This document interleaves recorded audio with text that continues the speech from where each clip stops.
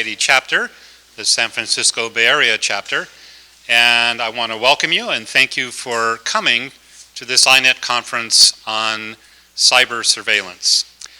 I want to thank CNET for letting us use their lovely facility. I want to thank Declan McCullough, who's a political reporter for CNET, for lending us his voice as moderator, and actually, truth be told, for enabling many of the contacts that we needed to put on an event like this. We're going to have a discussion between a couple of knowledgeable folks, both staff attorneys, one with the ACLU, one with the Electronic Frontier Foundation, but I'll leave that introduction for Declan. Thank you for coming. Feel free to refresh yourselves at the back. There are restrooms kind of out the door and to the left. Feel free to use those if you need. And I just want to turn things over to Declan McCullough.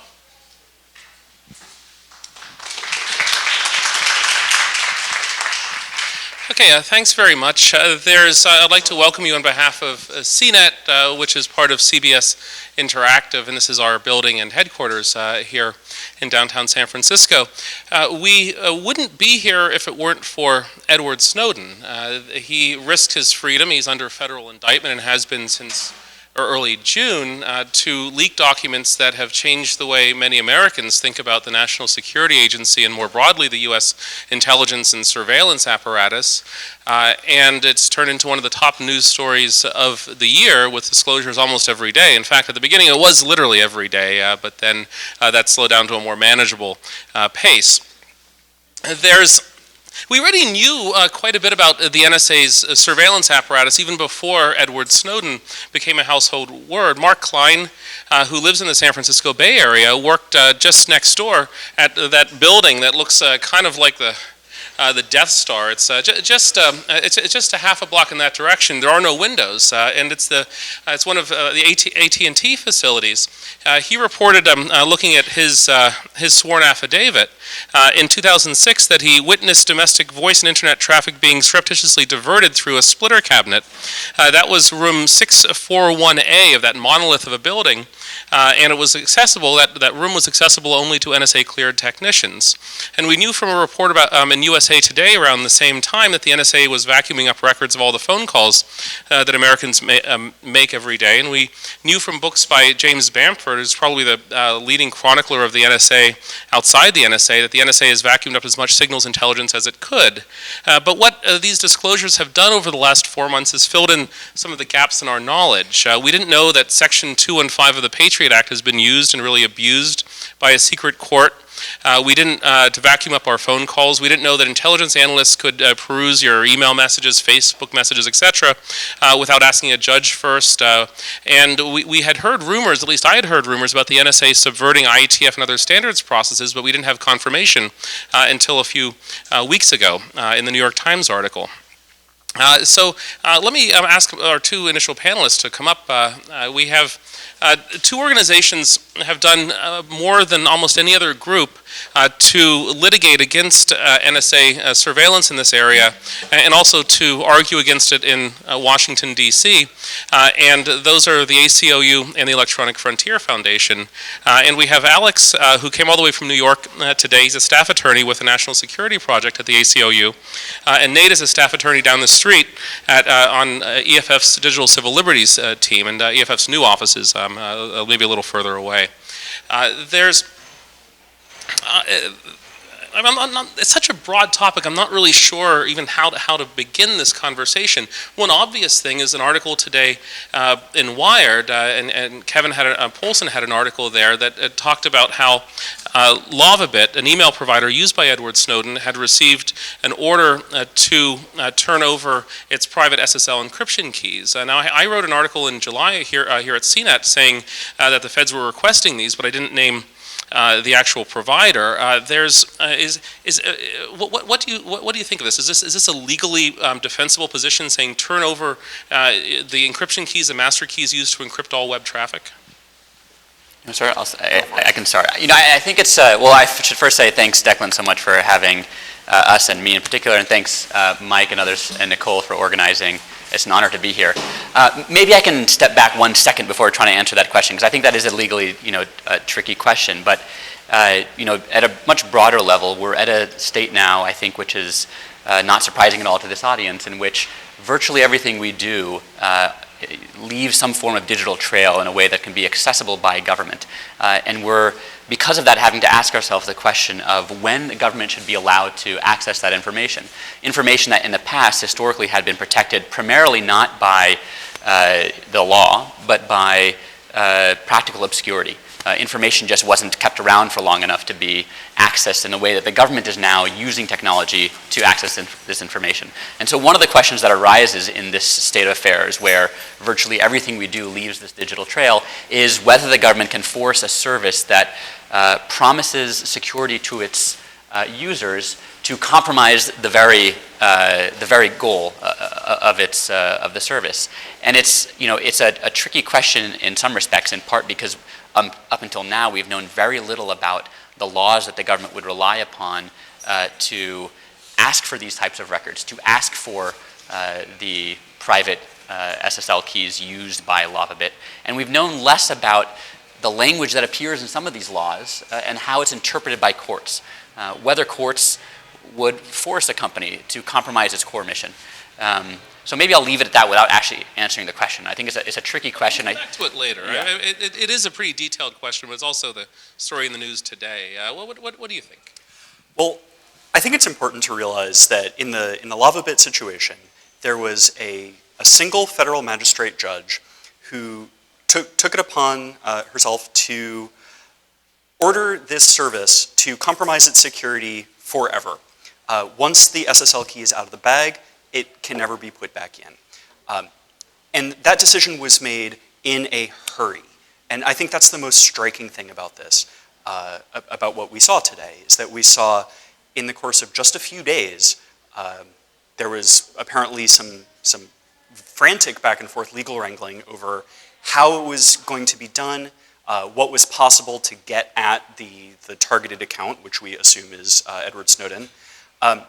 And the judge didn't understand the technology and so ordered the SSL keys to be turned over. And I think that as a society, we need to step back and think about these things in more of the calm light of day and not in the rush that some of these disclosure orders come in. Let me interrupt you. The Internet Society, Michael more than anyone, has tried very hard, and I tried quite hard to get someone from the U.S. government here to defend its position. Initially, it would be great to have a debate 2-on-2. I could moderate it, make it a tag team, but it didn't happen. We contacted the FBI and DOJ and the Obama administration in July. They eventually stopped responding to email, which I kind of took as they're not interested. We tried a few other folks, former DOJ and NSA officials, 3 I can think of offhand, and they didn't show up either. Another one stopped responding to emails. Another one said maybe in February. So we tried to balance this a little. So I'm going to have to try to be devil's advocate for a moment here and say, let's say there's an actual terrorist ticking bomb. New York or San Francisco could there could be a catastrophe here. We all die. In that case, would you agree that a search warrant for an SSL key, if it's the only way we can save millions of people, is appropriate? I think one of the core types of surveillance that we've noticed since these disclosures began is not the type of targeted surveillance that you're talking about. And I think when you talk about targeted surveillance of a form that's directed at a particular threat, directed at a particular individual, it raises far fewer of the types of concerns that are raised by, for example, the program under which the NSA vacuums up the call records of everyone in the country indiscriminately without regard to whether they are relevant to a ticking time bomb threat or a threat of a particular kind. So, this is another kind of elusive answer. I think I'm far less concerned as a general matter about targeted surveillance than I am about dragnet surveillance, although I think there are important consequences for the government, both when it comes to legitimacy and when it comes to undermining the trust within the very community they need help from to enable their surveillance when they undermine our very best defense against not just NSA surveillance, but against industrial espionage, against surveillance by other countries, against hackers around the world. So it's a very high stakes game the government plays when it undermines that very protection, the protection that we all rely upon to keep not just our communications sensitive, but our financial records secure, our medical records secure, and all other manner of private information. So ticking time bomb, okay, if it's targeted, Nate, where you're willing to say, even if it's not targeted, even if it's the SSL key, that's the only thing that will save us. I think the ticking time bomb situation is something that we don't actually see. You're arguing with a hypothetical, counselor. That's exactly right. I think the hypothetical, bad facts make bad law, and bad hypotheticals make bad panel discussions. Bad hypotheticals make even worse law. And to go back to what Alex said, and this is something that we were discussing before the panel started, the NSA's cybersecurity mission is twofold, right? It's to protect American government and industry from attacks, and it is to make sure that government communications are secure. It is not to weaken our own defenses, and that's what they've been doing, and that's what a request like the one that went to LavaBit does. It goes so far beyond getting at the communications that the government thought it needed that I think we can say that it is, in fact, overbroad. It just goes too far. Let me lob a softball at you, and then I'm going to return to being devil's advocate. It's difficult to summarize. I tried and probably failed at the beginning, but what are the most surprising revelations from the last 4 months? It's been very close to 4 months, give or take a day or two of the disclosures. I mean, has anything changed, either of your view of the way the NSA conducts surveillance, either legally or technically? I think some of the most surprising things is that we've seen is the readiness that the one court that has looked at that NSA surveillance, the FISA court in Washington, D.C., I think it's surprising how readily that court has accepted the NSA's arguments. We saw opinions from 2009 that very strongly rebuked the NSA in terms like this court has seen the NSA, has seen the government mislead us repeated times, and yet eventually at the end of the opinion, file another declaration and we'll approve it. That's surprising.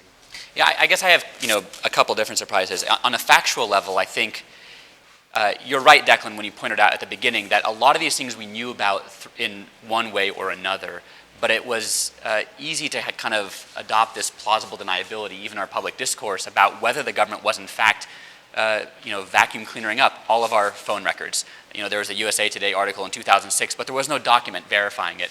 But it was also confirmed independently by the Post and the Times. You had members of Congress quoted anonymously, but on the right committees. I mean, this was never nobody ever attempted to refute it. I mean, it was known, right? It was known in one sense. I think it becomes a lot more difficult to talk around it when you have, for example, the order from the Foreign Intelligence Surveillance Court telling Verizon to turn over records on all of its customers. Another kind of factual, I think, novelty for me was that for so long the government has argued that its surveillance, even when it sweeps up Americans' communications, is regulated in secret by all manner of procedures that the government has. And it turns out, now that we've seen those procedures, what the government calls minimization procedures, that they're not very protective at all. That they, in almost every instance, draw the line in favor of allowing the government to keep even Americans' communications that get swept up in the course of the NSA's gathering of foreign intelligence. That was, another kind of something that shocked me factually. But I think, stepping back a little bit, for the last 10 years, really, the government has argued there's nothing to see here. To the extent that our surveillance programs implicate Americans' privacy, we have oversight by the Foreign Intelligence Surveillance Court, and we have oversight by Congress. And it turns out that our structures have failed, that both of those methods of oversight are inadequate. Congress is ill-informed. The intelligence committees have a difficult time doing their job. They have an even harder time talking to other members of Congress about what's going on. And the Foreign Intelligence Surveillance Court, in the words of the chief judge, is forced to kind of accept the government's representations at face value. And it turns out that that acceptance came with dramatic consequences for our right to privacy. So, our system of checks and balances has failed. And I think that what, to me, individually as an American, is the most shocking. And if I could play off that, both sides are pointing the finger at the other party. The FISA court says, look, these things are legal, Congress approved them. Congress says, look, these things are legal, the FISA court approved them. Turns out Congress, the House of Representatives, didn't know about the program. The FISA court thought that it did. Well, hold on. Some members of Congress knew about the program. Right. The members on the two intelligence committees, the House Intelligence Committee and the Senate Intelligence Committee, it appears that the government led the FISA court to believe that both committees had shared details of the program with the entire Congress. It looks now like the Senate Intelligence Committee shared details or made available details to the Senate. The House Intelligence Committee did not make those details available to the House. And under that logic, if the FISA court is saying, look, it's legal because Congress approved it, if less than a majority of Congress even knew about it, that seems to fail. Well, let me ask you this. I mean, you're opposed to bulk surveillance, and I understand that, but the NSA has probably hundreds of thousands of employees. It certainly is publicly admitted to over 30,000. If you count contractors, I'm guessing it's 6 figures. And where are the abuses? We've had all of these documents, but the documents actually argue against your points in many ways. They have these procedures set up, and the Attorney General signs off on it, and their minimization. They may not be what you like, but it's not saying this isn't even as bad as the IRS scandal, you could argue, because there's no evidence of political motivation. There's no political enemies aren't being snooped on. So there are a few isolated cases out of 30,000 plus employees. Maybe someone's looking up his ex-girlfriend. Those are found out, and then the procedures are changed. So six cases of abuse. This is pretty good, right? It might very well be that there are few abuses. We can't know for sure yet. There's very little transparency around what the NSA has been doing. The disclosures that have been made by the government itself have been grudging and largely made in a selective way to defend the programs. But even putting the abuses aside, I actually think the bigger scandal is not the violations of the law, but what the law itself authorizes. When you're talking about bulk collection, there's this disjunct between what the law says and what the Foreign Intelligence Surveillance Court says the law says, and that's a very important distinction. That debate should be happening in public, but for years it happened only in secret. And there's no reason that debate shouldn't have happened in public. When it comes to not bulk collection of metadata, but bulk collection in a different sense of our international communications, what is so shocking is that the law is so permissive when it comes to allowing the NSA to sweep up sometimes even our purely domestic calls and emails in the course of supposedly international surveillance. And my concern is less with that a rogue NSA analyst might target a love interest, although I think that's problematic. I'm concerned more that the NSA is allowed to keep Americans' communications, even in the course of targeting foreigners, when the NSA says publicly, we have no interest in the Americans' communications, but they designed the system precisely to allow them to collect them.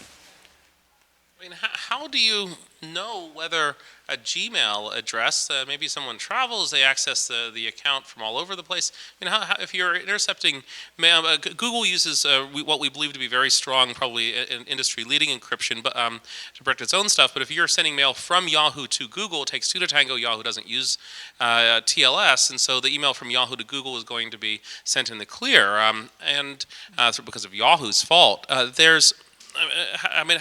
Maybe the NSA's position should be we can only protect the country, and they honestly believe they're protecting the country, at least the folks I've talked to, if we intercept everything and just trust us, and we'll have lots of good procedures. So that doesn't work for you, though?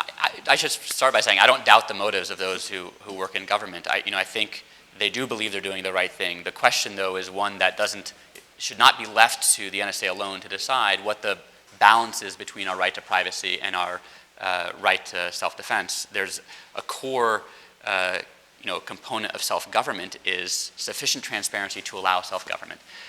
But specifically to your question, a reasonable system, given that ambiguity, might allow the NSA to look at the communication, at least to decide, is this person a U.S. person or not? And then if they are, to destroy it. And it turns out that's not what happens. If the NSA mistakenly acquires communications that turn out to be Americans' communications, and even if in retrospect they therefore have no authority to collect them in the first instance, their procedures nonetheless allow them to keep them for at least 5 years, and in some cases indefinitely, depending on if they fit within a number of very broad exceptions to the rule, which turns out not to be much of a rule at all. And to go back to your initial premise about there not being much abuse here, we have no evidence of it. I don't think we can say that. 6 people looking, well, I mean, you're arguing that lack of evidence is evidence. When the system is designed specifically to make sure that no evidence of abuse comes forward, then yeah. The 12 cases of love interest abuse that we know of were all self-reported. The NSA doesn't, and they don't define that as abuse. We learned a couple of weeks ago. When it's self-reporting and when you play word games with what is abuse, when you intentionally target a US person, that's not abuse. When you intentionally target your ex-girlfriend, that's not abuse. What is abuse under those definitions? And the word games that the NSA plays have been so pervasive that understanding their answer to how many cases of abuse have there been, and they say 3 or they say now 12. It's difficult, right? Because if they are not giving you if not giving themselves a straight answer, then they can't give the court, they can't give Congress, and they can't give us a straight answer. So both of your organizations have filed lawsuits since the revelations came out. In fact, EFF's lawsuit, I think in early July, had some local Second Amendment groups as well. I think Gun Owners of California and another one, I can't remember. It's not the Second Amendment Foundation, but CalGuns Foundation. Thank you. There's EFF especially. I mean, you've been litigating quite a bit. In fact, there's someone sitting on a laptop in the corner who's been doing a lot of your litigation. Hi, Kurt. And you keep losing. I've been following these cases for the better part of a decade. We haven't finished the lawsuits yet. It's true, and they won at the district court on the national security letter case. But the courts say this is secret. The Bush administration says state secret privilege. This gets tossed out of court. The Obama administration says the same thing, maybe even a bit more energetically. And then the cases get tossed out of court, or they get derailed. Is this going to happen with your current cases? No. As you know, Declan, the first case that we filed, which was Hepting versus AT&T, was tossed out of court after Congress passed a law tossing it out of court. The second case that we filed, Juul versus NSA, is very much alive and kicking. The government is finally being forced to admit that these programs exist. Until now, they have said that even the bare existence of these programs is a state secret, and they can't defend the lawsuit without endangering national security. Now, the existence of the programs have been declassified. The government has a December 20th deadline to go back and release redacted versions of all of the classified declarations that they've submitted. So I think it is unfair to say we've been losing. We lost Hepting because Congress passed a law, and Juul is... You kept fighting after that. And we did. About retroactive immunity that Senator Obama said he would not support until he did. Until President, yeah. And until, midway through, until he had the nomination locked up. Voted for it. Yeah. Right, but Juul is very much alive. The district court kicked it out for lack of standing. The Ninth Circuit reversed and sent it back. And now we're before Judge White. In terms of the 215 programs, do you want to talk about? Sure. I don't think we'll have a standing problem when it comes to challenging the Verizon program. It turns out that the ACLU is a client of Verizon Business Network Services. Someone joked that we were the only happy Verizon customer in the country after the order was leaked. But We're not Verizon. I think a broader kind of observation, Declan, which is that there's a tension between the government's confidence in the legality of these programs and the efforts that they've undertaken to prevent the legality of these programs from being determined in public by a court. And I think that works a very kind of corrosive effect on our democracy, where you have government officials who say, we have a secret court interpreting these laws. We promise you there's adequate oversight. We promise you this court is deciding what the Constitution means. In effect, creating a body of law that only a handful of government officials are authorized to see, but that affect the privacy rights of millions of Americans. And that's very damaging. And even if the government ultimately prevails in these cases, I think it will have been a significant benefit to force the government to defend these programs in public. And we shouldn't, I don't want to leave the impression that the government is willingly defending these programs in public. This debate was forced upon the government. Well, I thought the president said he welcomed this debate. The president welcomed the debate after, it's funny, both EFF and the ACLU have Freedom of Information Act lawsuits asking for information about the way in which Section 215 of the Patriot Act has been used.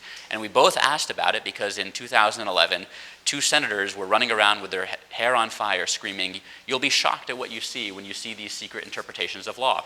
We both took the invitation of Senators Wyden and Udall and filed FOIA requests. And for years, the government argued that releasing even a single word about its secret interpretation of Section 215 would cause grave damage to the national security. Releasing the number of pages that interpretation comprised would damage national security. And at the very moment that the Snowden disclosures happened, we were both actively in court briefing the question of whether these documents could be released. And the government had, in our suit, I think had a week before which it was going to file its extensive declaration making this argument. They may have already filed it in EFF's lawsuit. And then the disclosures happened, and all of a sudden the administration changes its tune. I think it's great that the administration has welcomed the debate, but the administration is also the entity keeping secret the facts we need to have the debate. So take from that what you will, but we're having the debate now, which is great. A question. This is more a question for the ACLU because EFF doesn't have a DC lobby presence, and you do it in an effective one. But a good mental model since the 1970s has been the NSA kind of gets to do what it wants as long as it doesn't get too far in front of what public opinion permits.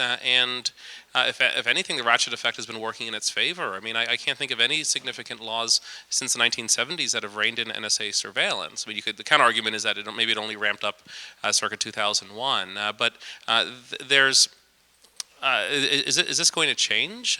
What do you actually see happening there? You've been losing for 30 years. Well, I don't know whether we've been losing. We only started losing it after 9/11. I think. In 1978, Congress overhauled the surveillance system by passing the Foreign Intelligence Surveillance Act, and it created a special court to oversee individualized applications for surveillance orders. And I think the public was accepting of that statute in large part because it was a reaction to the reports of the Church and Pike committees, which found rampant abuses by the NSA. And the law was meant to impose meaningful limits on the NSA's ability to surveil Americans. After 2001, the NSA began asking this court, which had previously been issuing individualized orders, to start issuing bulk orders, to not just apply a kind of fact-based standard to surveillance applications, but to create a new body of law. And so there was a disparity between what the public knew about what the government was doing and what the government was in fact doing in secret. And so I don't think it's fair to characterize the public as having assented to the NSA's secret expansion of its surveillance authorities.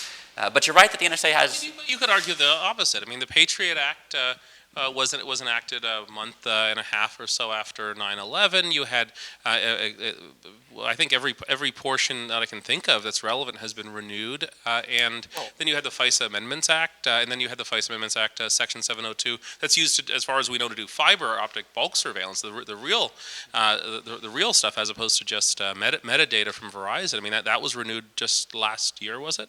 Right, but... You keep losing. So... There's a theme emerging. There it is. EFF filed an amicus brief in the ACLU lawsuit against the 215 program on behalf of Representative Sensenbrenner. The government's, the biggest justification of the government for these programs is the Fourth Amendment doesn't apply, but more so, Congress authorized it. Representative Sensenbrenner wrote the Patriot Act. He wrote Section 215, and he said, no, it doesn't. So and if there were a Republican in the White House, he might have come out differently on this policy question. Hey, that's certainly possible, but luckily for now, there isn't. So I think it's not exactly fair to say we've been losing. So after 9/11, the NSA started getting the data that it's getting now, but the FISA court didn't issue its first order until 2004, and it didn't issue its first order under 215 until 2007? 2006. 2006. the collection was going on without any court oversight between 2001 and 2004. So to say that we've been losing entirely, I think the public, as soon as the USA Today article hit in 2006, there has been some change, and that change is going to be incremental. And I think the oversight, now that NSA spying is a dinner table conversation, I think the actual strong oversight is inevitable. You're right, though, Declan, that the FISA Amendments Act, at least, was something that was passed publicly, and a number of organizations, ours included, argued, we thought very loudly, that this language, seemingly opaque, in fact authorizes essentially dragnet collection of Americans' international communications in a very, very troubling way. The government's response to our claim that it did that in our lawsuit, and we challenged, we filed a lawsuit challenging the FISA Amendments Act, I think within 45 minutes of the enactment of the statute. We were in court. We were, and the government's response was, this is all speculative. It's speculative to think that we'll use the FISA Amendments Act in this way. It's speculative to think that the Secret Foreign Intelligence Surveillance Court will interpret it to authorize a type of surveillance that you're worried about. And now that the surveillance has been publicly described and that our worries turned out to be correct, the government has changed its tune again and said, what are you talking about? We all knew about this. And yet, in the Supreme Court itself, the government argued that, it's speculative to suspect it's being used in this way, and on the basis of those representations, they had our lawsuit thrown out on standing by a vote of 5-4. And I wonder whether any one of those 5 would have switched their vote had we had, for example, the minimization procedures that the government told the Supreme Court were so important to protecting Americans' privacy rights, when it turns out that they don't, in fact, protect Americans' privacy rights. The minimization procedures, if I recall properly, say if it's encrypted data, we can keep it kind of indefinitely.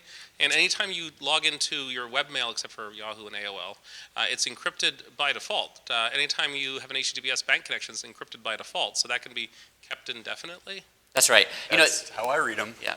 There are 3 main exceptions for when the government can keep Americans' communications under the FISA Amendments Act.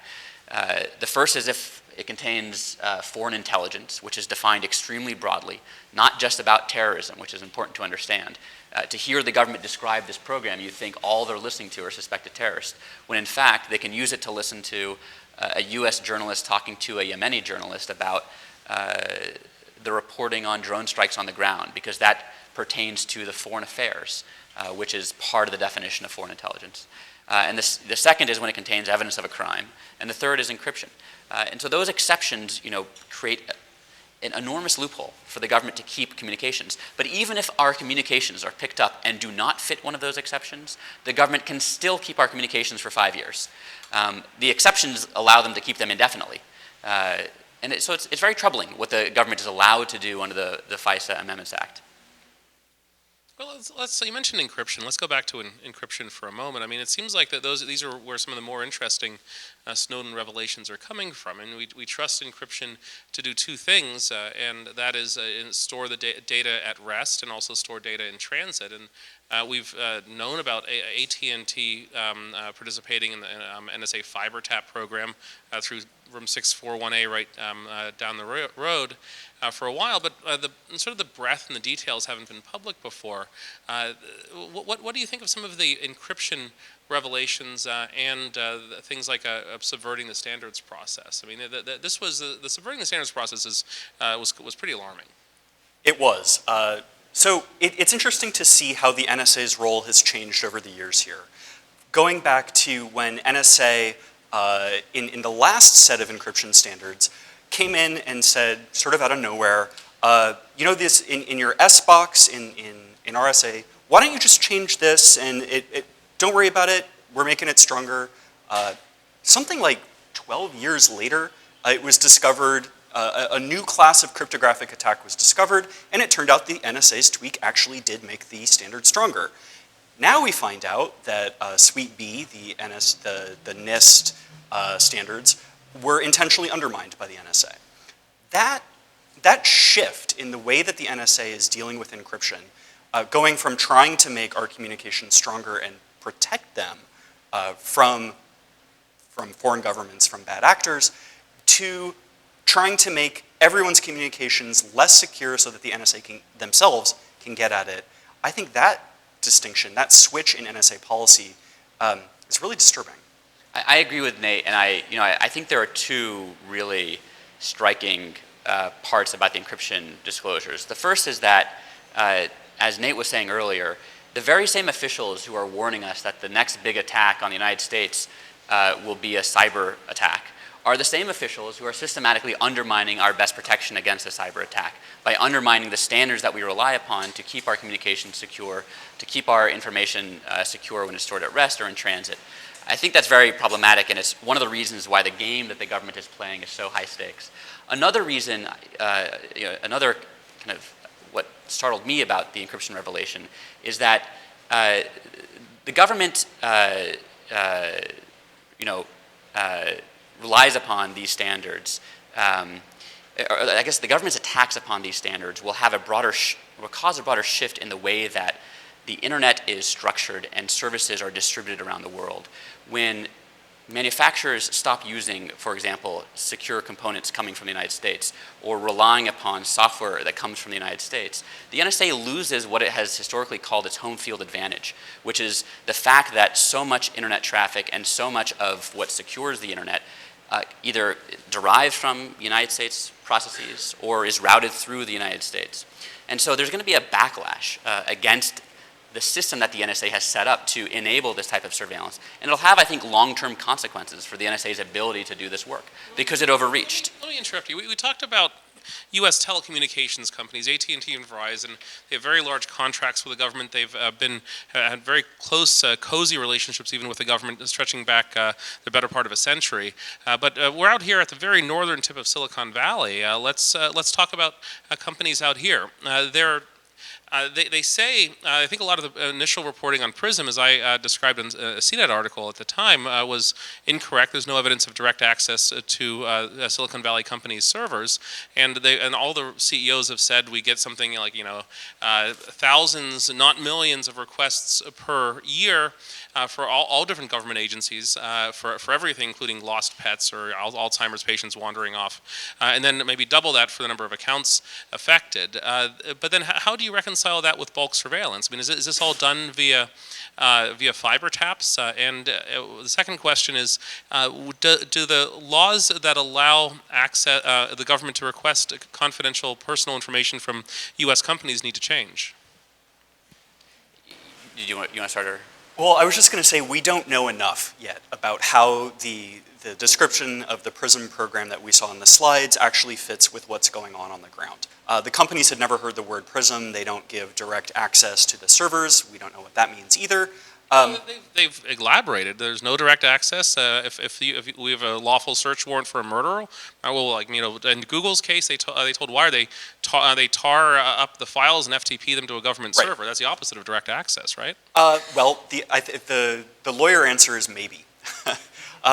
If the NSA has Google's private keys, then they don't need direct access because they can see everything in flight. No, they can't, because Google is alone in using perfect forward secrecy.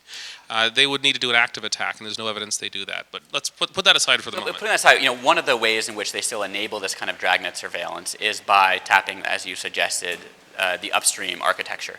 And we know from a story in the New York Times that the government actively sits on the international gateway switches where information is coming into or out of the country, reconstructs the packets in transit, keeps a copy of them temporarily, searches them for suspicious keywords or keywords of some sort relating to foreign intelligence, and then keeps the ones that they're interested in and discards the rest. So there are ways that the government kind of affects its dragnet surveillance, even when it comes to communications going into or out of Google or into or out of Microsoft.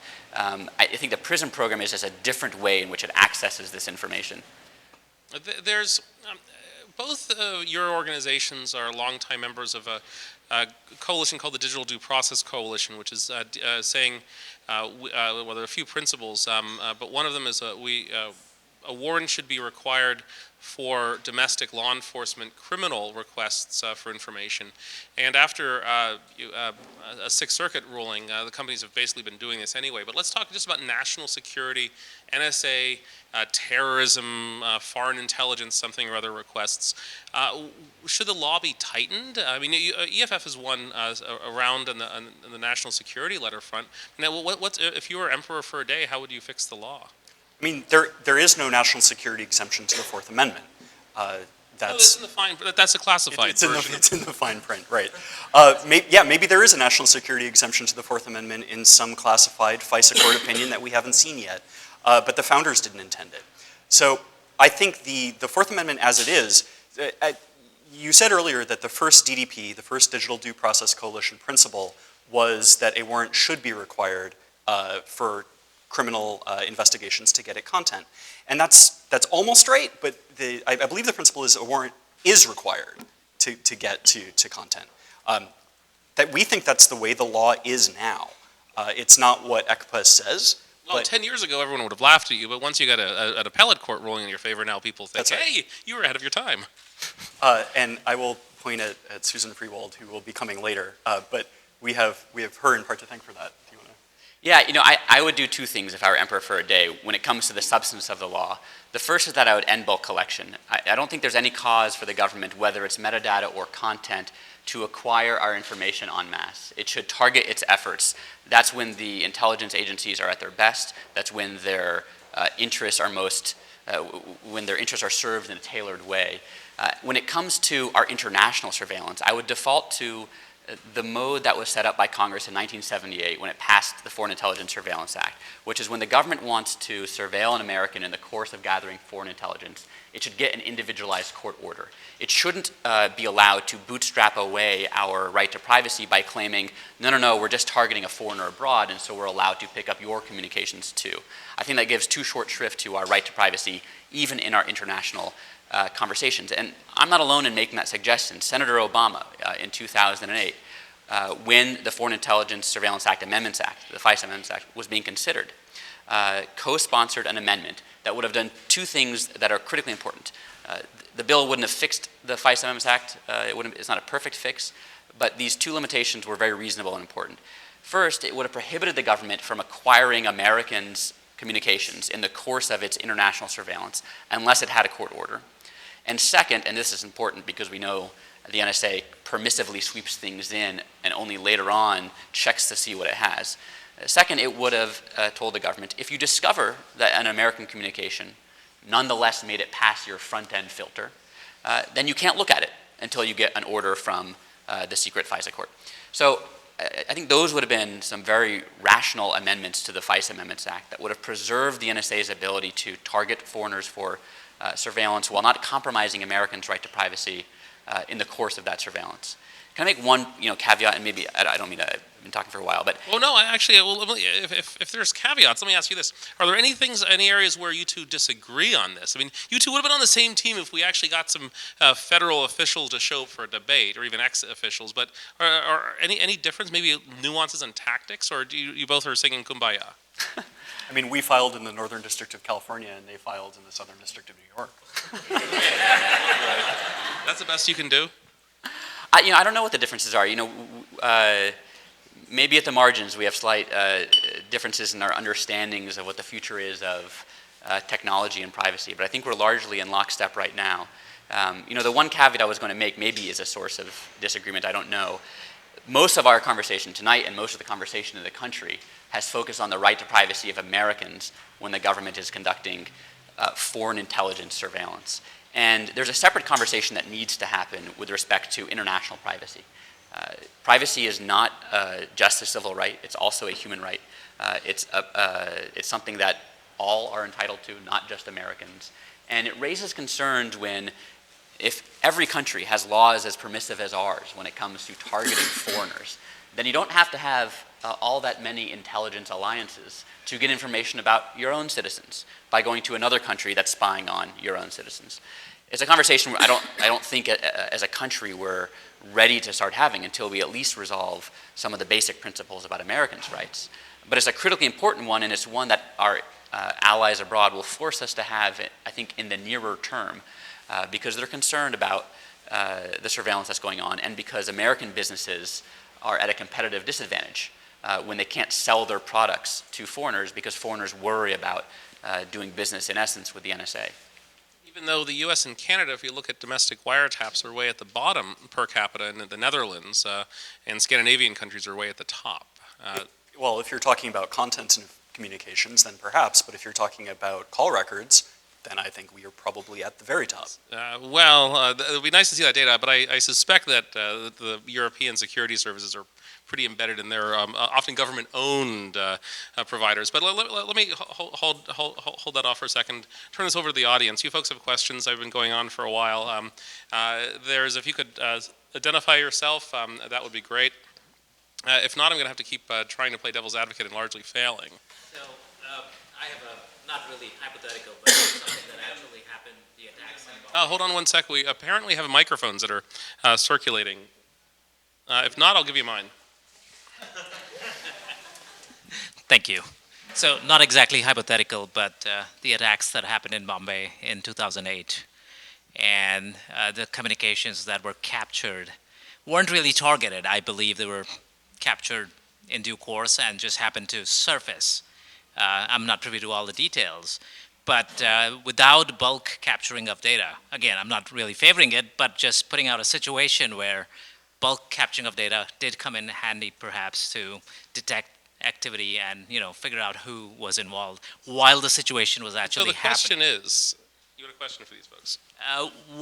Where do you stand in terms of catching activities like this, where A, it is surfacing through bulk capturing of data, B, it doesn't directly involve the U.S., it's a third country, 2 other countries are involved. Where do we stand in terms of legalities with that? Sure, I can start.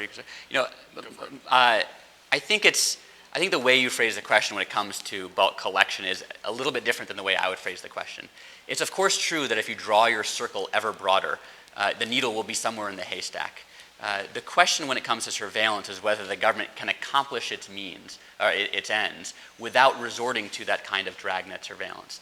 And I'm not particularly familiar with the surveillance that happened in the Bombay incidents, but I'm a bit more familiar with the supposed success stories that the government has touted out in the aftermath of the Snowden disclosures. And not one of the ones that I've seen is actually an example of a form of surveillance that had to be dragnet to allow the government to do what it wanted to do. The government could have targeted surveillance. And in fact, even under the bulk collection program, the collection of our phone records in bulk, the government's surveillance its collection is dragnet, but its interest is in fact targeted. It doesn't randomly sift through, so far as we know, the data. It goes to the data with a particular phone number it wants to know who's been in contact with that phone number, and it queries the database. It's a targeted search. In some respects, that's going on the back end. I mean, the collection is not targeted. But this query on the back end is targeted, and there's little reason the government couldn't, for that reason, target its surveillance collection so that it grabs the information it needs in a targeted way as opposed to a dragnet one. Nate, anything to add? Or I mean, the Bombay attacks story, and again, I'm not familiar with the details either, but it doesn't sound like a success story, right? The bulk collection did not prevent the attack. No, it was caught during the act, which went on for 3 days. And once the attack got going, there's no need for bulk collection anymore, right? You can absolutely target. I mean, once you know something, you can target it. So I think that's pretty strong. And then legally, there's a clear distinction between surveillance that's happening entirely foreign and surveillance that's happening here. Let's take another question from the audience. I'll walk around with the microphone. Yes, sir. Hold on a sec. If you could identify yourself, that would be lovely. I'm James Rule from UC Berkeley. I'm wondering, is there any conceivable justification or historical precedent, in your view, for a court that hears only one side of disputes and whose decisions are not made public and hence subject to debate and review, either court review or other kinds of review? Has there ever been a court like this before in American history? There is precedent for courts operating in limited circumstances in secret. Often when the government goes to a court and says, we want a search warrant issued against this particular individual, those proceedings typically take place in secret. Usually they're opened up at some point later on to review by someone else. What's, I think, unique about the Foreign Intelligence Surveillance Court is that for the first 23 years, it was largely doing that kind of limited, targeted, secret process. But after 9/11, it turned into a court issuing broad legal decisions in a manner that did not need to be secret and had historically never been secret. We haven't had a court that has issued constructions of the Constitution, in some ways, authoritative constructions of the Constitution in secret. And that's what I think is most problematic about what the court is doing. I think that's exactly right. In the search warrant context, in the grand jury context, all of these courts operate one-sided. They only hear the government. They issue their process, and then it opens up. And in the FISA court, it operates one-sided. The court issues its process, and we never hear about it again.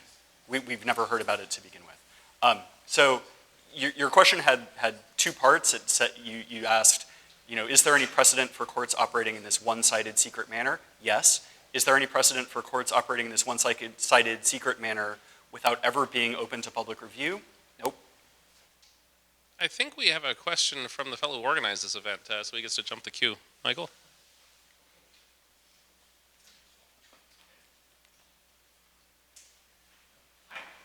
Thanks for coming. Thanks for having us. So one of the things that has really kind of leapt out at me in the reading that I've done is that, the highly touted FISA court is really inadequate for a couple of reasons. One is there's really no meaningful oversight.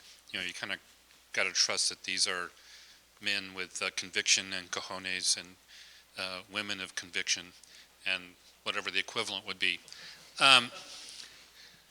But it seems from what I've read that just there's not enough of the court members, available at any given moment in time to meet the perceived need for the warrants.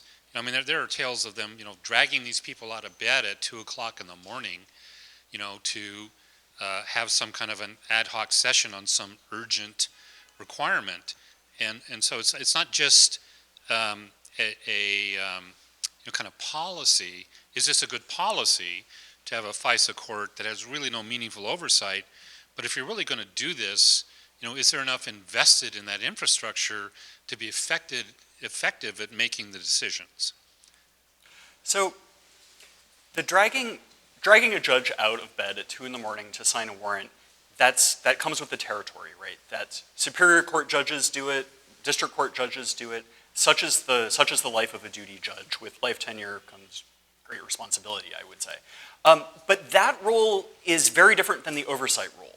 The signing an individual emergency warrant in the middle of the night to get communications of somebody because we need it right now is exceedingly different than giving a new interpretation to the Constitution that will apply to everyone for all time, that no one will hear about it. And the fact that the court, as Alex said, used to kind of only do the former and now does mostly the latter is a problem. I agree, and the only thing I would add is that I'm actually not so sure I believe that the Foreign Intelligence Surveillance Court is a rubber stamp in the way that a lot of people suggest. I think the judges who do the work on that court that they do it in earnest. I think they're I would agree with you, by the way, from the reading that I've done. Right. And are you hedging your bets because you have litigation pending before it? No, I'm not. It's difficult to read their opinions and come away thinking that they're doing their job carelessly. I think they're doing their job very seriously. I think they take their job seriously. I think the structure is set up in such a way that prevents them from doing the job adequately because they only hear from the government. They're supposedly deciding what the Constitution means in a way that applies very, very broadly without hearing from those who have a vested interest in a different reading. And it's problematic. They also have very little oversight from any other court. The government is generally the only party that appeals. The government almost always wins, and there's no one to appeal the decision to a higher court. And so you don't have a situation in which, for example, the Supreme Court, the highest court of the land, is deciding what the Constitution means. You have a situation where a handful of individual judges are deciding what the Constitution means. Can I claim a ticket for an additional question? So one of the arguments that I've seen put forward by some of the kind of proponents for continued surveillance is, and by the NSA itself, is that the data gathering is not really meaningful. So they take this data and they store it on some server someplace, and their allegation is that it's not really meaningful until they actually do the analysis, right? So it's encrypted, and they store it on their encrypted servers, and it's not really meaningful in terms of constitutionality or individual rights until they actually make the decision to decrypt it and analyze it and make use of it. Do you think that's a specious argument? I do. I mean, I think it's wrong. There's no basis in law for it, and I think it's also very, very dangerous. If you think about what the consequence of that argument would be, and the argument is collection is not something that triggers the Constitution, just later review. A consequence of that argument is the government truly can collect everything now, and the Constitution only applies later on. The government could, in theory, keep a catalog of everything in your house and only review it when it has a cause to. It could install, if it didn't violate any trespass laws, video monitoring in your house and only look at the video when it had a reason to. The Constitution has never been interpreted that way, and nor has, I think, Congress understood electronic surveillance to work that way. It's criminal both to wiretap without using the information, and it's separately criminal to use the fruits of an illegal wiretap. EFF's case against the 215 program, against the bulk telephone metadata collection program, is premised more in the First Amendment as well. And I think this is important. It's not just privacy that we're talking about. It's the rest of the Constitution as well. Our clients our lead plaintiff is the First Unitarian Church of Los Angeles. We have a Jewish organization. We have the Council for American Islamic Relations. We have Greenpeace. We have a medical marijuana advocacy organization. We have, as Declan, you mentioned, the Cal Guns Foundation. These are organizations who are doing brave, difficult work. If they know that the government is listening to them, and by listening, I mean mapping their associations, seeing who's calling them, who they're emailing, who are members of the organizations, if they know that the government is keeping track of who is associating with them, there will be chilling effects. And it's those chilling effects that happen at the mere collection point. They don't happen when the government reads it. They happen when you pick up your phone and you're dialing your Planned Parenthood office. If you know the government is going to know that you called the Planned Parenthood office, you might think twice about doing it. Or if you're calling your NORML, the marijuana legalization office, you might think twice about doing it. And it's that chilling effect that happens at the point where the NSA gets the data, not at the point where they look at the data. So the answer is that Snowden should be stopped, fewer disclosures, fewer chilling effects, better freedom. Let's take another question from the audience. I saw your hand first. You could identify yourself, please. I'm Brian Pascal with the UC Hastings Privacy and Technology Project. It seems to me that sort of the elephant in the room with all of this is like that the technology is fundamentally diverging from the legal understanding of this, both in Congress, in front of the courts, and even within the NSA. You had like Alexander saying that we don't even know what the tech guys were doing at that point. So how do we get better at this in the future? Because it seems like the technology is just going to get more complex in the future, and it doesn't seem like, say, Congress is too keen on really getting up to speed on the fact that metadata is kind of important. Well, I think the first thing we have to do is have an open debate about it. We have to know what's going on, and we have to debate it publicly. And we see this in all areas of the law. The Electronic Communications Privacy Act was passed in 1986 and hasn't been updated meaningfully since. We saw it in the LavaBit case that was disclosed today. The magistrate judge there had no understanding of the technology involved. We see that in the FISA court opinions. The judges there seem to be talking about multiple communications transactions and single communications transactions without actually knowing what those terms mean. But open debate will help us get there, I think. I agree, and I think there's a broader role for technology. The government, I think, seems to view the advance of technology as a one-way ratchet when it comes to our constitutional rights. They seem to only argue that because technology is advancing, the government needs to be able to take better advantage of that technology to use it for surveillance or to use it toward whatever end, without recognizing that there similarly needs to be a recognition that constitutional privacy understandings evolve also with the advent of new technology. And we haven't had that kind of course correction when it comes to the understanding of a right to privacy, because the debate, as Nate said, has been secret for the last 10 years, because we don't know the ways in which the government has turned this new technology toward surveillance. So what about Jones? It's maybe we'll have some. We may not say the exact same thing about Jones. Maybe there's an area for us to talk about. But Jones is a fascinating case, and Jones is the GPS surveillance case in which the court held that it is a trespass to place a GPS surveillance device on a car. But 5 justices also said that placing a GPS surveillance device on a car implicates a right to privacy, because you have a right to privacy in the aggregation of your movements. That when the government tracks you over the long term, it invades your right to privacy. And it's a tremendously important case because it stands for the principle, at least if you read those 5 justices' words seriously, that accumulations of seemingly innocuous information that has not always enjoyed constitutional protection, can nonetheless trigger constitutional protection. That phone records, perhaps in isolated form, are not so deserving of constitutional protection, but when aggregated are. So it's an important debate. It's a difficult one, I think, to have in the abstract, because there are, no technology is the same as any other technology. No piece of this type of information, whether it's a piece of metadata or another type of third-party business record, is the same. Maybe you have broader views about Jones than I do. No, I think that's right. I think the Sotomayor concurrence is the one that we really need to be looking to going forward.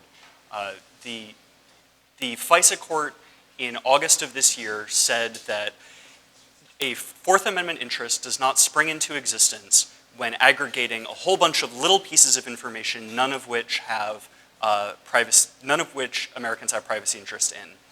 The Jones, 5 justices on the Jones court said not so. The FISA court didn't even cite Jones. So I think that we need to be looking, we do need to look to Jones, and we need to re-examine whether our Fourth Amendment interests do apply to aggregations of data which individual data points might not be particularly sensitive. Okay, let's have time for 1 or 2 more questions, depending on the length of the response. Here's one. Yes, my name is Ellen Ullman, and I am one of those annoying people who have 2 questions. One is for both of you. I'm not sure the discussion of privacy is that useful because of the constitutional question about a right of privacy. What about the freedom of association that is implied in this? I feel that is possibly the stronger constitutional argument. The second is probably more for you, Declan. Alex, you mentioned, I believe, you said the internet is ruptured. And those of us who have been around for a long time in the technology may remember that the internet was designed to be collegial. It did not have much security by design. And the security and the encryption were added features and have been leaky ever since. So there are 2 questions. One is the aftermath of that decision about what the internet is, a kind of not understanding about the underlying technology of the internet. And the next is how we deal with that mistake. Oh my, either of you want to take the first, or should I try the second? So, sure, I'll take the first. I agree with you entirely that the associational interests implicated by NSA collection are paramount, and that's why EFF filed the first Unitarian versus NSA lawsuit. I think I couldn't state it any better than you did. Yeah, I agree with Nate entirely. A lot of people argue that the notion that people might be deterred from having certain conversations on the basis of this dragnet collection is a bit speculative. And I think it's important to understand that, maybe you believe that a single person hesitating to visit a controversial website a single time is not particularly interesting from a constitutional perspective. But as more people hesitate to have controversial conversations, to email friends abroad, to visit controversial websites, those hesitations in the aggregate can have the effect of closing an open society. And it's difficult to appreciate that harm because it is by its very nature an intangible one. It's one that we only notice in its absence, and it's one that we only notice far down the road. It's the slippery slope, and it's what a lot of people fear when it comes to this form of surveillance. I mean, to try to answer your second question, the internet was designed in a more innocent era. I remember I've been on since 1988. I remember initially at the MIT Media Lab, they had an account without a password, so anyone could just log in and use their machines. I think Richard Stallman had something to do with this. And if you look at the design of the protocols, I mean, email is unencrypted. It's hopelessly broken today. It can be forged. It can be intercepted. I mean, it's utterly insane that if you send mail from exchange Hotmail between Gmail and or mail between Hotmail and Gmail or AOL mail, it takes two to tango. Google's happy to encrypt, but those other three companies will not. Microsoft will only for paying customers, not for free Hotmail or Outlook.com. So why is this? It's because people haven't been demanding it until very recently, and we still don't have it. And even the TLS standard used is still out of date and broken. And how do you actually verify that a server is what it says it is? It is broken, and the only good thing is that in the wake of the last month's disclosures, and especially the New York Times article, we're finally seeing groups like the IETF move to take this a bit more seriously. I mean, right now it's just more in the draft standards and discussion drafts, but it's going to happen, I think. Let's take one quick question. I saw your hand first. Yeah, I'm getting kind of confused. I'm sorry, hold on a sec. Competitive edge on the technology with BitTorrent, or otherwise known as Napster, okay, in terms of privacy and security. And I'm not really sure what's happened to that. Maybe you could update us on it. It seems like those technologies were snuffed. So what technologies? BitTorrent and like Napster. Okay, this was a way of encrypting and breaking it up so that it couldn't track down the origin of the person. I don't think BitTorrent was ever designed to anonymize communications. Tor was certainly designed to anonymize communications. And those technology, I mean, projects like Tor are still very much alive and kicking. We hope that the NSA hasn't undermined them too much. Yeah, I mean, BitTorrent, I'll just differentiate between the protocol and the company. I mean, the company, last I checked, was a few blocks down Folsom Street in that direction, or Howard Street in that direction. And Napster is now, last I checked, was bought by Bertelsmann AG, the publishing conglomerate. But the better, it's more like those technologies may not be considered modern nowadays, but it is things like Tor. On the other hand, it's very easy. If you want to stay anonymous online, it's very difficult to remain anonymous completely. We saw that with today's indictment of the alleged Silk Road proprietor. If you're up against a nation state, you might well lose. Let's take a 5-minute break and bring up the panel. The restrooms are down the hall on your left, and please finish the food. I'll see you in 5.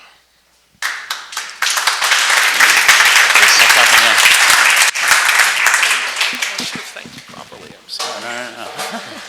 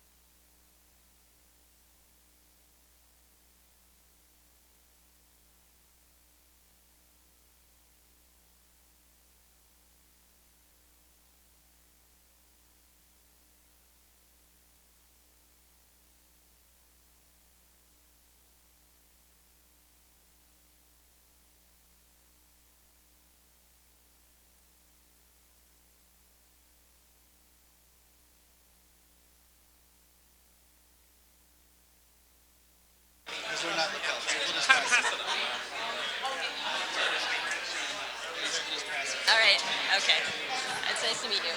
Nice to meet you, Susan. Okay, folks, let's get started. Phase 2 of this exciting evening.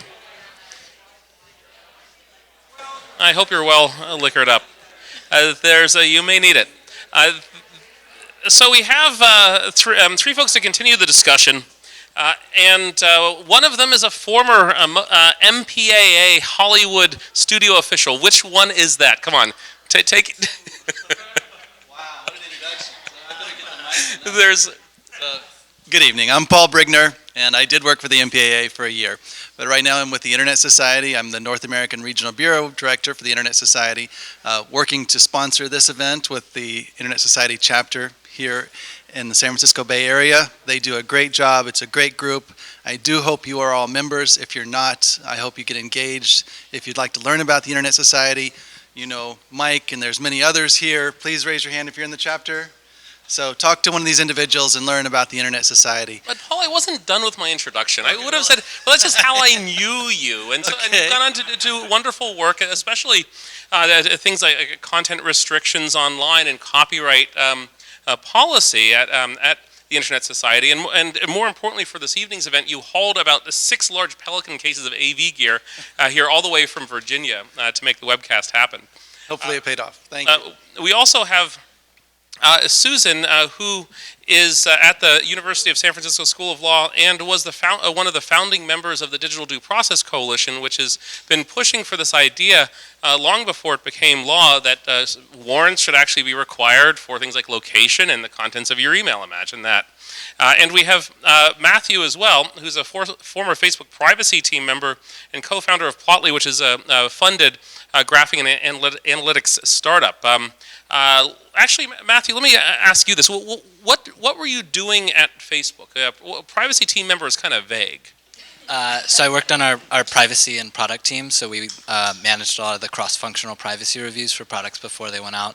So this is kind of... also did like product management for privacy-specific things. So this is making sure that the products were not terribly privacy invasive.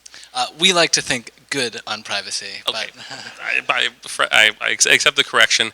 But you wouldn't be dealing with responses to law enforcement or other governmental requests for data? No, I wouldn't. And do you have any insight into how Facebook or other Silicon Valley companies deal with such requests? Yeah. Okay, well, then you're allowed to stay on the panel. Susan, maybe you can give us a high-level overview of what the most important portions of the disclosures to you that Edward Snowden and other reports illuminated over the last few months, and what needs to be fixed. Okay, well, that's a big question. The most important disclosures for me, first of all, the prior 2 panelists did a phenomenal job up here, and they're doing a phenomenal job in their litigation work, and I think we owe them a lot. Their organizations and their work is so important to this effort.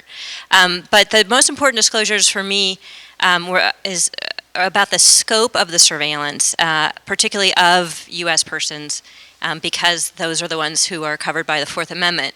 So the metadata program, they spoke about it, but just so you know, it's the collection of information about the phone calls that we make, and apparently also there has been information collected about internet communications as well, and it's everything besides content going back for 5 years, supposedly, but maybe for 7 years, about every communication made between every person in the United States, every call. And that's being stored by the NSA, and it's just a gigantic amount of information, and it shouldn't be collected.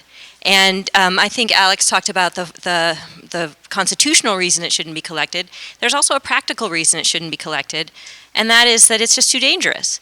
It's a risk from malicious insiders, whether they're looking for their loved ones or ex-lovers, or they're looking to subvert the democratic process by maintaining power in pernicious ways. In other words, tracking down journalists and their sources, or figuring out how to oppose people in government who are opposing the current authorities. So it's too dangerous for that information to be in the hands of the government, to insiders, to outsiders who could hack in, and to mission creep. I mean, but wouldn't your critics say, if we actually had any show up this evening, and I apologize again for that, say, well, this is just another liberal San Francisco law professor wearing pink. I mean, you've got a it's okay, I'm a woman. here.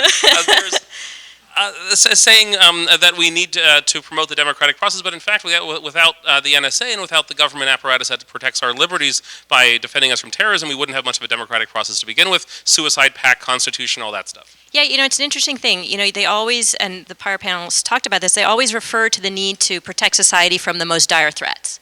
And of course that's important, and who could say no? But the question is, how good is this database, this collection effort, at actually doing that protection? And that question needs to be asked over and over. How efficacious is this effort? What has it really yielded? And the information I've heard is that this effort has yielded maybe one person who was contributing $8,000 to a terrorist group. Senator Leahy in particular has said that the intelligence organization has said that they got 50 leads, but actually it's really only 3 leads, and those themselves aren't actually that airtight. So this tremendous risk to our society, this tremendous intrusion on our privacy, and we don't have a straight story at all on how necessary this is to protect us. And the other thing that concerns me is the problem of mission creep, which is something that the prior panelists talked about, which is that once you have the information, there's just too much of a temptation to use it for everything, for ordinary crime, to understand encryption, to find out about foreign intelligence generally. That's moving back over to the other program, the PRISM/702 program. So for me, it's the scope of the information, it's the lack of oversight. And we've found out now through released documents what the government considers to be oversight, and a lot of oversight, according to the Intelligence Administration, means that the NSA self-reports. That the NSA, oh gee, I think we've got a problem here, and they tell the Foreign Intelligence Surveillance Court. And as a parent, I got to say, I just don't think self-reporting is the best model. When you're worried about abuses. So I remember that line. Let me interrupt you there and ask Paul what the internet community is doing. I mean, I know you're the North American Regional Bureau Director of the Internet Society, but the Internet Engineering Task Force, which has created all the workhorse protocols of the Internet, with a few exceptions, is an activity of your group, the Internet Society. I've seen an IETF draft signed by a bunch of names I recognize in the last few weeks, saying this is our collection of thinking so far. It's not a final document; it's hardly a specification. But what is the Internet Society, and what are the Internet communities doing in response to some of the NSA revelations? Sure. Well, the Internet Society is the organizational home for the Internet Engineering Task Force.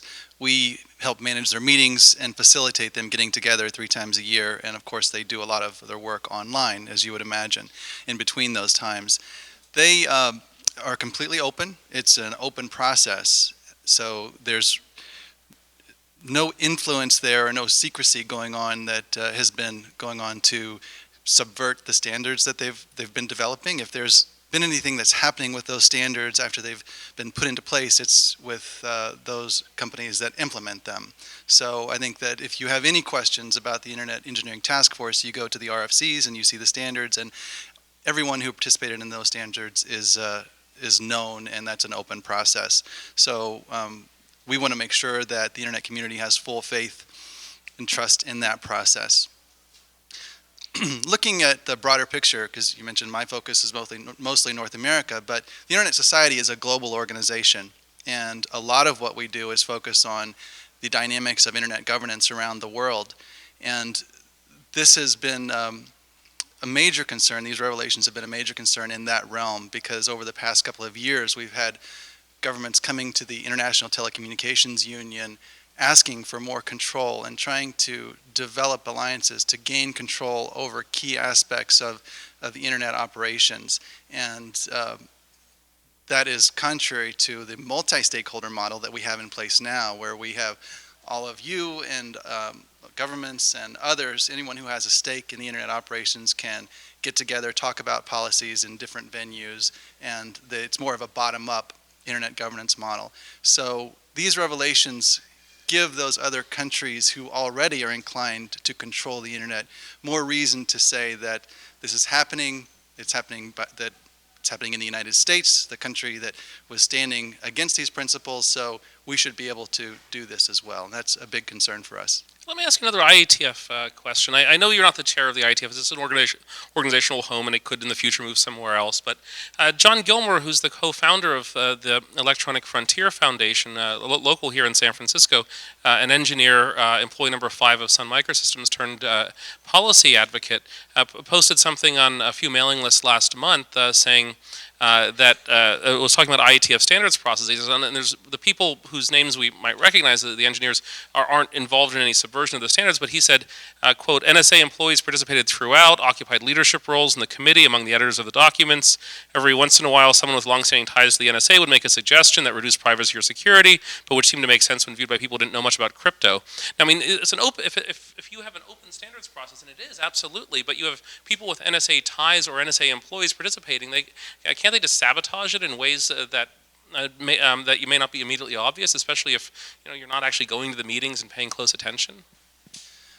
Since I have had the opportunity to go to an IETF meeting and see how that dynamic works recently, I honestly doubt it. I doubt that that process can be meaningfully impacted by someone coming in trying to sabotage the process, because the IETF is an extremely dedicated set of engineers who are totally ruthless in the way that they come into these meetings and talk about the standards. And if anyone is in a meeting at the IETF trying to sabotage that process, I do believe that they would be called on it, and I don't believe it would go forward, honestly, because these engineers are some of the best in the world, and not much slips by them. That's my observation. Of course, I'm not active in the IETF, so I can't speak to the specifics, but that's my view on that. I just can't believe that it would be possible. Let me turn to Matthew. You've worked at Silicon Valley companies. You have your own startup. Based on what you know and have been told, are the company CEOs telling the truth when they say no direct access to servers, we respond to lawful requests on the order of maybe 10,000 a year, and we push back, and we're not in bed with the NSA, and maybe the same way that AT&T, Verizon, et cetera are they telling the truth? I definitely think so, and I know that at Facebook it was something that Mark Zuckerberg took super seriously, and when the revelations came out, he addressed it. I think anyone who I know who's worked on our team or teams at Google or any of the other companies has felt pretty similarly in the same way. I'd love to throw in one thing, just like looking Please. forward, just in terms of the Snowden thing, and I think also looking forward. A lot of what we've talked about tonight, I think, is really cool in reflecting on the past 5 years and a lot of the legal landscape around it.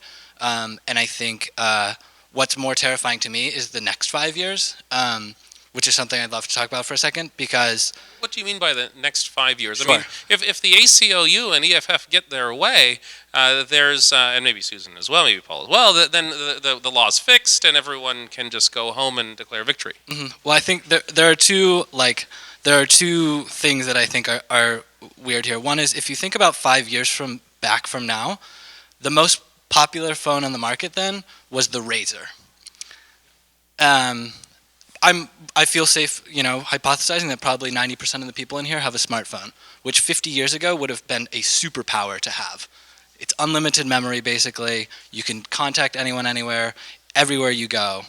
It's also telling people basically where you are. How many people in here have ever cleared the cookies on their computer? Now, how many people in here have ever gone in and hard-coded and changed the MAC address on their computer? So this is the real key, because I think that 3 years from now, cookies will look Neanderthalic in comparison to what a MAC address is. A MAC address is a hardware address, but it doesn't leave your local network in most cases. And so if you're, so we have a Wi-Fi free access point here, and we, I think, purge all the MAC addresses every month or so. So the local Wi-Fi node will know, your home router will know your MAC address, but the broader internet won't. So what's the privacy threat? Sure. So MAC addresses essentially think about every time that you go out and you open your phone and you can see, or your computer, and you see all the addresses for Wi-Fi networks that are nearby. That's basically because your computer or your phone is saying, is anyone out there? This is who I am, because the MAC address is unique and it's on your device and it's hard coded in. And so all I need to know who you are, or to know that there's someone who has repeatedly come to my place or walked past my Wi-Fi router or used a cell phone tower nearby that I can triangulate them to, or has activated location devices on, or any location app on their phone, or any other number of things, has hit an IPv6, which is on the same level of essentially uniqueness. All of those things will let me know where someone is, who they are, and it's unique. And so I don't need cookies anymore, because that's a much better hold on people, and it's a permanent anchor on who they are and where they're going and what they're doing. And so if you think about, okay, well, what if something like Google Glass takes off? Hypothetically.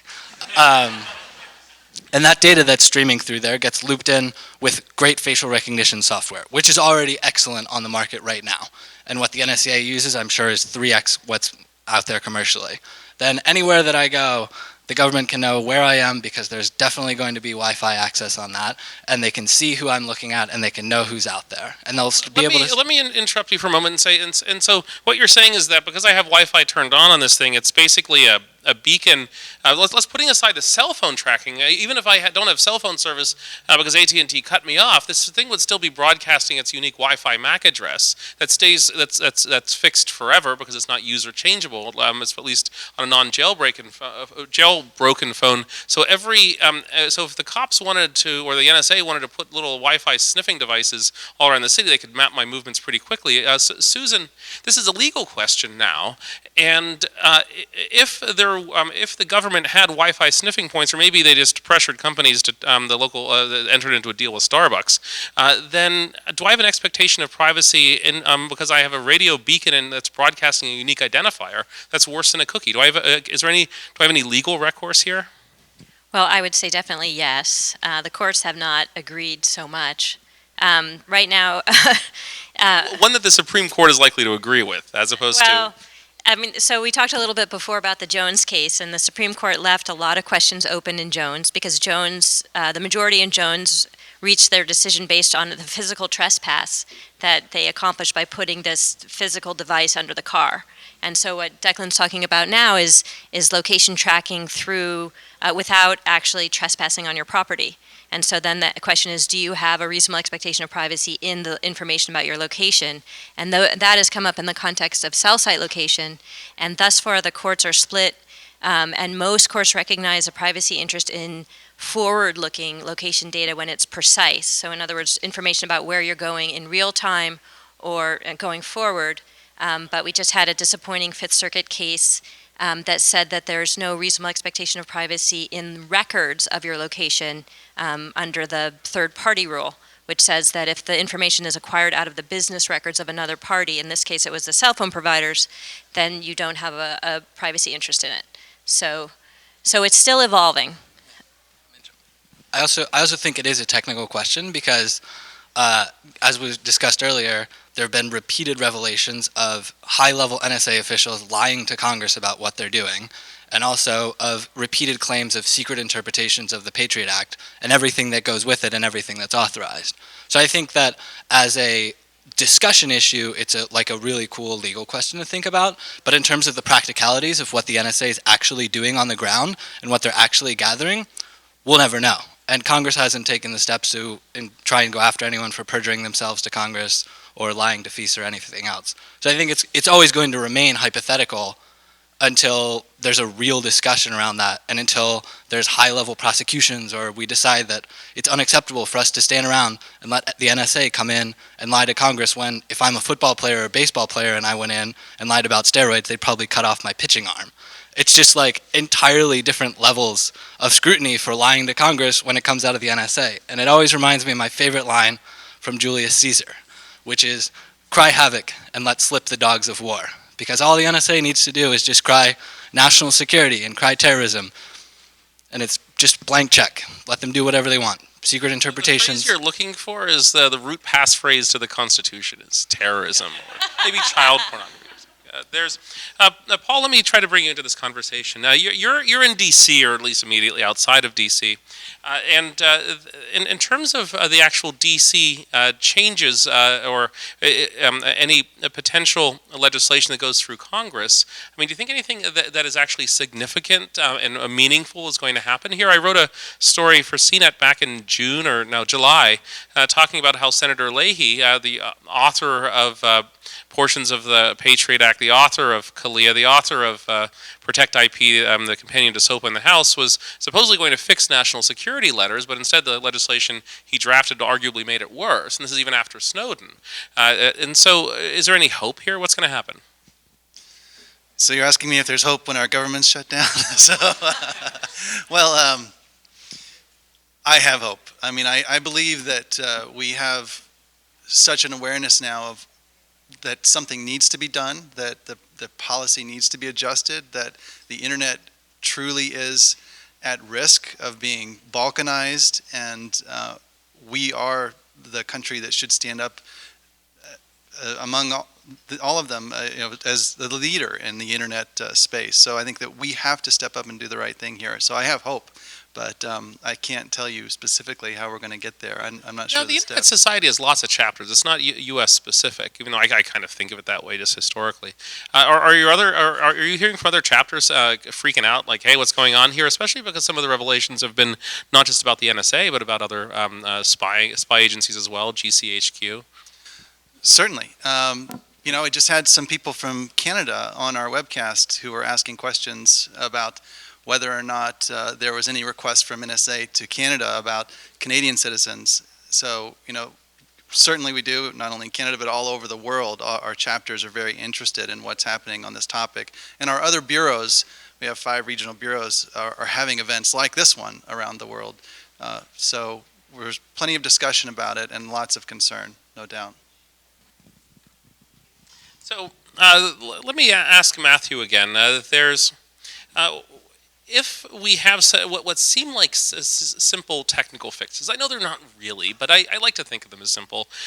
And one of the, it's like when we had the discussions in Senator Lieberman's internet disconnect bill. I mean, that he thought there's a big red switch in the basement of the White House, and if the president could just go downstairs and flip it, the internet would be turned off. It's like a control panel. Even the switch is going to be like this. It's going to be a big honking switch, but there's. It seems like it would be relatively easy to take some steps technically. Why doesn't Yahoo start encrypting email that it sends to other servers? Why doesn't AOL offer HTTPS as a default for people who are logging into mail.aol.com? Why has it taken Facebook so long? Maybe it was my article in June that prompted them to move to an encryption key that's longer than 1,024 bits, which, according to the cryptographers I talked to, the NSA could break for about $800,000 a year. It's a little bit of work, but if you've got a 10+ billion budget, you can probably afford it. And even with our Wi-Fi broadcasting beacons known as cell phones, why isn't there a little button that randomizes it? Or every 20 minutes or every 2 hours. So why are companies just not doing this? I think a lot of it comes down to just apathy. As most users, most people would rather trade, and we're just, as people, I think, also very ill-equipped to make privacy decisions and trade-offs. If I can go in and just put my credit card in and buy something right now, I'm not necessarily, as the average user, interested in whether it's HTTPS or whether it's some random site in Brazil. And so I think that in a lot of ways, because it's a really high technical threshold to understand a lot of the dangers, and also because privacy is one of these things where it's not really valuable until you don't have it anymore. And so most people have been taken pretty good care of by a lot of the internet and social services that they're using and a lot of their communication infrastructure, and they haven't had big compromises, and we haven't gotten to the point yet where everything that you're doing is being tracked. And so if it doesn't matter to the average user of services. You know, there's always going to be the tinfoil hat wearing folks, and I proudly consider myself one of them. But until it's a real salience to people, and until it's something that rises to the top, and some senator's identity gets compromised, or something, you know, or the president's kid's email gets leaked, or something like that, that's when I think people start paying attention. But until that point, it's convenient for companies not to do it. Encryption takes a lot of effort. It's really expensive from an engineering standpoint, and there's just not a lot of user demand for it. And if it's a very subtle flaw, maybe encouraged by the NSA, the average user may not know random number generators. Well, before I'm going to take questions in a moment, but before I forget, we do have a special guest in the audience who is incognito. Marcia Hoffman is a former lawyer for the Electronic Privacy Information Center. We were neighbors in Washington, D.C. before we both moved out here around the same time. And then she was at the Electronic Frontier Foundation. Now she's an attorney on her own in San Francisco. And she is in the unusual position of being reported on Twitter to be representing Mr. Lavabit, Ladar Levinson, who's the subject of lots of litigation over his SSL encryption keys, and also to have filed documents before the Fourth Circuit saying she's representing an unnamed client, and those news reports have said that unnamed client is, in fact, Lavabit, but she can't, but say, hi, Marcia, take a bow. She's unwilling to talk about whether or not she's actually representing the fellow we've been talking so much about. Questions from the audience. I saw some hands up. I don't know where they are. Raise them again if you could. Yes. We're down a microphone. We just have these two here. Allow me. I appreciate all the commentary. I don't think enough has been said about the significance and the potential significance of the profiles that emerge from metadata analysis of connection patterns. Sociologists in the last few decades have spent an enormous amount of trouble looking at what they call network analyses of different social systems, not for this purpose, but it turns out whether you're looking at patterns of family sociability or the interlocking networks of bank directorships, you can predict effectively an enormous amount of very significant non-intuitive realities of social life by the character of the network patterns of people's communications and ties. It's like looking into people's DNA. So when you hear that we're not listening into your conversations, we're only looking at metadata, don't be reassured. The ability to predict non-intuitive important things about people by virtue of the kinds of networks that they're part of is a reality. And if there's any organization in a position to exploit that reality for its own ends, it's one like the NSA. And we've seen articles in the last few weeks talking about how the NSA has built social networks, not Facebook-type social networks, but the old sense of the word, mapping people together. And if I were a government official, I'd be much more interested in metadata than the actual contents. But let's take a few more questions and let these folks respond. I'm going to take a series of three quickly. I've been neglecting this side of the room. Yes. I was just wondering if anyone could talk about the Oakland Surveillance Center that's being built right now. If anyone had any,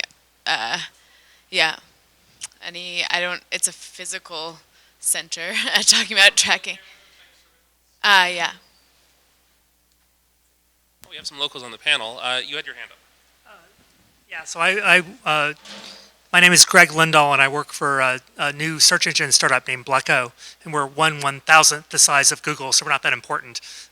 But we've been attempting to follow best practices to keep a minimum amount of information, and I'm terrified by the Lavabit situation because it seems to indicate to me that it would be easy for the government to walk in and say, oh yeah, you say that you don't keep this information, but you should stop discarding that or else we're going to lock you up. And should I be worried? Have I been selling snake oil by claiming that I am giving people some more privacy? Any other questions from this side of the room? I'll take one more and then turn it over to the panel. Nothing from, yes.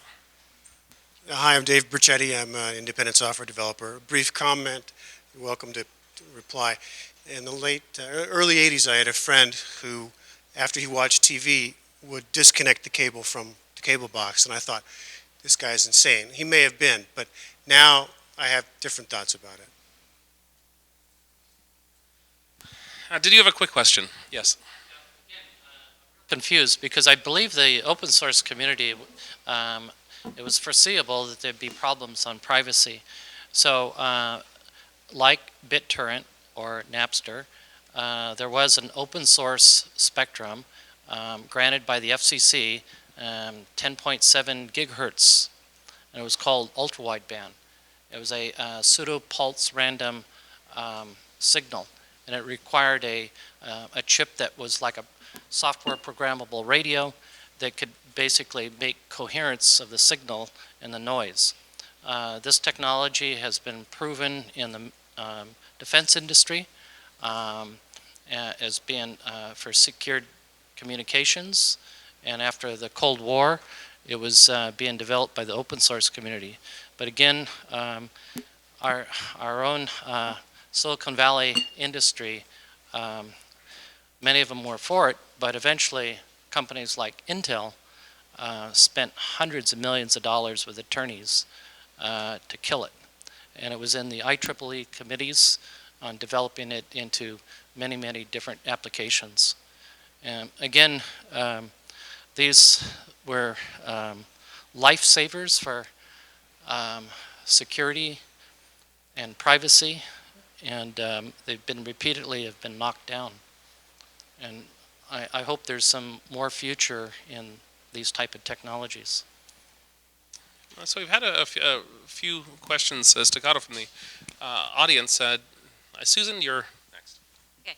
Well, I'm only going to take a few of the questions. I don't know anything about the Oakland Surveillance Center. I'm sorry, but I will look into it. So I want to just address the metadata point, which I think you said we haven't spoken enough about it, and I think that's just a time question.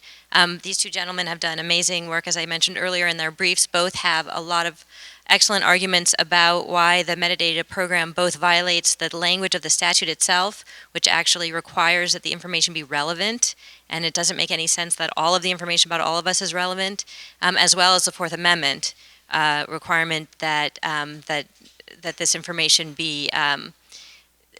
What I think is really pernicious is the government's idea that anything that is not the content of communications is completely without Fourth Amendment protection. And that's something that we just keep hearing, and it's allowing the government to be doing just a tremendous amount of surveillance, which I think Senator Feinstein says isn't even surveillance. So it's a really important point to push against, and it's something that I've pushed against in my own writing. I have an article from 1996 talking about the Communications Assistance for Law Enforcement Act, where there was already a trend at that time to have a very expansive definition of what is not protected by the Fourth Amendment that I think was not justified by the precedents. So I think there is a lot out there for people to read if they're interested, arguments for why the metadata argument is really wrong, and it is a sort of a cornerstone of the government's position. The other thing I wanted to address was your comment about, are you going to be able to do what you're doing for very long? First of all, one of the very best ways to protect privacy is not to collect information. And so I think it's a great plan. I do think that there's been, historically, a very cooperative relationship between the intelligence agencies and the providers. I mean, and Declan said that AT&T and Verizon have been in bed, but I think even the other companies, to the extent it is not exposed to the public, they don't have a huge interest in pushing back. Because if the public doesn't find out about it, what have they really lost? And at the same time, the companies need the government to help them catch hackers, to help them with cybersecurity, as well as the fact that the companies want to be good citizens. No one wants to get in the way of terrorism. So the point is that what I would say is when the FBI, the NSA, I think also have stood in the background sort of with a threat, sometimes explicit, sometimes not, that if you don't cooperate in some way, we will make you. And that could be through CALEA 2, making sure that new technologies are wiretap accessible, extending the wiretap requirement to internet companies, or through data retention requirements, which would not allow you to not retain data. So I think it's a really important question to focus on, this relationship between the private companies and the government. And I think the government always says, well, the private companies stand there to protect your privacy. And I think that that's true sometimes when there's a market benefit from that, and other times not.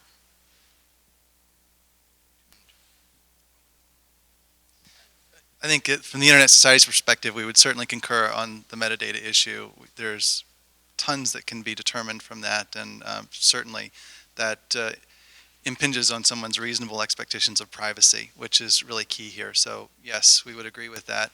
You know, the Internet Society tries to be an honest broker in all of these discussions, and we've discussed here how we've tried to get others from the law enforcement or from the government to come speak to us, and we weren't able to for this particular event.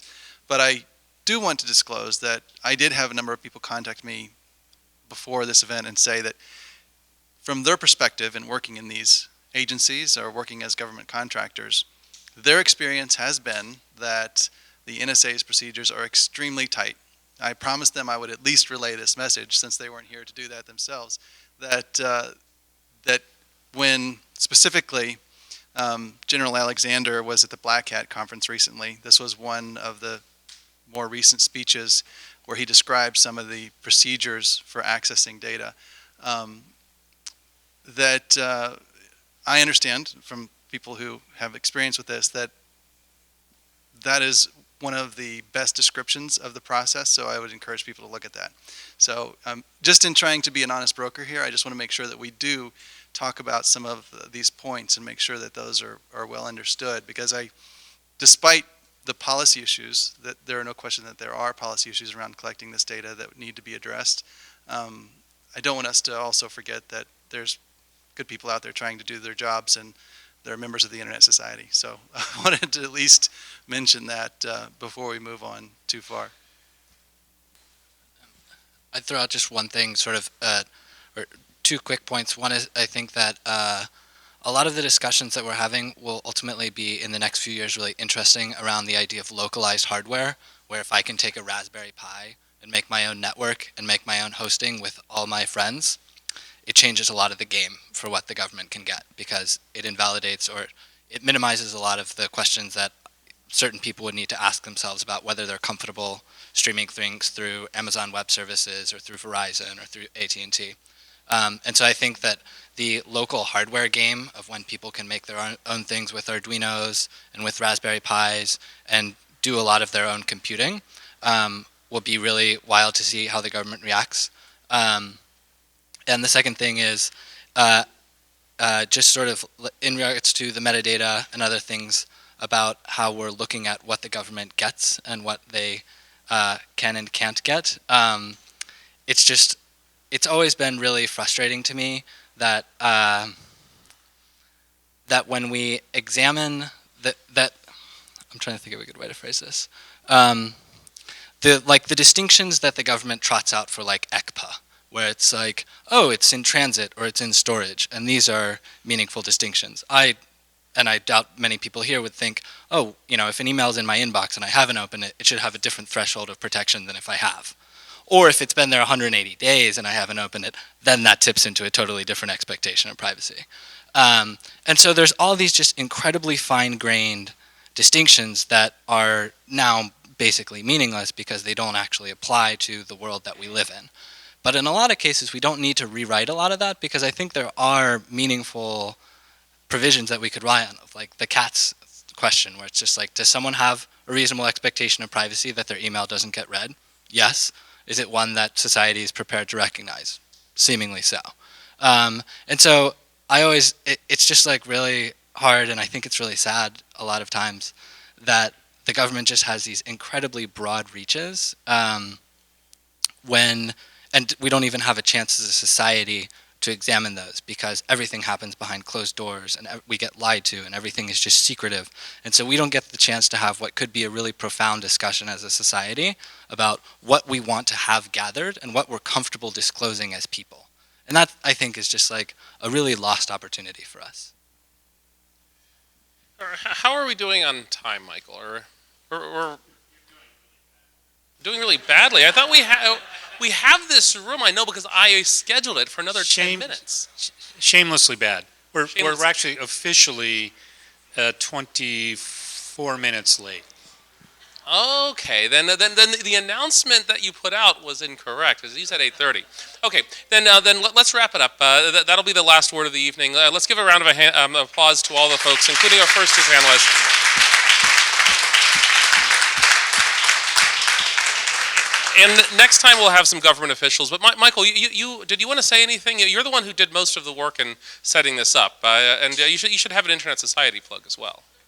Yeah, so I'm going to make a shameless plug. I want to thank you all for coming. Thank you, Declan and CNET, and our speakers, Alex and Nate, and all our panelists. And if you've enjoyed this discussion and you think it's important, we are planning some follow-up discussions. We actually did recently get an offer from an ex-Bush administration National Security Council Task Force on Counterterrorism person. He was also a deputy district attorney for national security under subsequent administrations. And he's willing to come and actually have a real debate about, the core issue of, whether or not cyber surveillance is important enough that it needs to continue in spite of the potential threat to individual privacy. So if you're interested in discussions like that, and we're potentially planning that for sometime in the late February timeframe, then please consider dropping off a donation of any denomination, as long as it's folding money. There's a lockbox on the table over there that you can make contributions, and we'd really appreciate it, because we're a very small volunteer army with very limited funds, and we want to continue to enable this kind of discussion. So thanks again for attending. Thanks, Declan, for doing such a great job of moderating. And good night.